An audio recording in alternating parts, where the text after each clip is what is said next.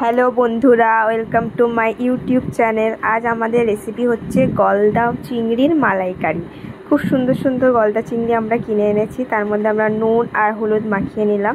আমরা গলদা চিংড়ির মধ্যে একটা স্টিক রেখে দিয়েছি যাতে চিংড়ি মাছটা লম্বা থাকে। তেল গরম করছি, তেলটা গরম হয়ে গেলে এর মধ্যে আমরা চিংড়ি মাছটা ছেড়ে দেবো।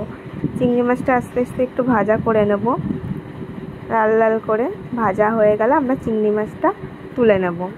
তো তুলে নিয়ে আমরা কিছু মশলা ইউজ করব, যেগুলো হচ্ছে তোমার গোটা গরম মশলা, আদা রসুন পেঁয়াজ লঙ্কা বাটা, তারপরে আছে তোমার নারকেলের দুধ, এটা হচ্ছে গিয়ে কাজু বাদাম বাটা, তারপরে আছে তোমার গরুর দুধ, আর এটা হচ্ছে সর্ষে পোস্ত বাটার জলটা।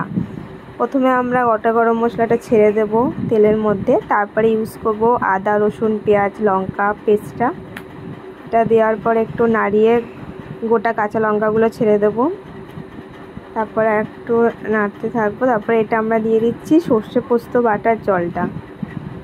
এটা দেওয়া হয়ে গেলে একটুখানি আমরা আর একটু কষতে থাকবো। তেলটা ছাড়ার জন্য একটু অপেক্ষা করব আমরা। তারপরে আমরা এটা দিয়ে দিচ্ছি কাজু বাদাম বাটা। কাজু বাদাম বাটাটা দিয়ে আরেকটু আমরা নাড়তে থাকবো। দেখো কি সুন্দর তেলটা ছাড়ছে। এবার একটু স্বাদ মতো নুন আর হলুদ দিয়ে দেবো। নুন হলুদ দিয়ে আরেকটু নেড়ে নেব। এবার আমরা দিচ্ছি লঙ্কা গুঁড়ো, তারপরে একটু কাশ্মীরি লঙ্কা গুঁড়ো দেবো জাস্ট রং হওয়ার জন্য। আর একটু কষে নিলাম গ্রেভিটাকে। এবার এটা আমরা দিচ্ছি নারকেলের দুধ। নারকেলের দুধ নিয়ে আরেকটুখানি কষে নিয়ে তারপরে একদম লাস্টে আমরা যেটা দেবো সেটা হলো আমাদের দুধ, গরুর দুধ। গরুর দুধটা হচ্ছে সবচেয়ে লাস্ট। দেওয়া হয়ে গেলে আর কিছু সেরকম দেওয়ার বাকি নেই। এবার আমরা এটাকে ফুটতে দেবো। ফোটা হয়ে গেলে আমাদের চিংড়ি মাছটা ছেড়ে দেবো।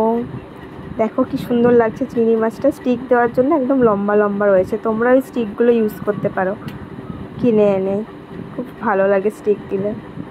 এবার আমাদের রেসিপিটা কমপ্লিট হয়ে গেছে। আমরা ঢাকা দিয়ে যা সেদ্ধ হতে রাখবো কিছুক্ষণের জন্য। জাস্ট 2 মিনিট তোমরা রাখলেই হয়ে যাবে। 2 মিনিটের মধ্যে দেখো কি সুন্দর রঙটা এসেছে। রঙটা দেখেই মনে হচ্ছে যেন খেয়ে নিই, খুব দারুণ লাগছে।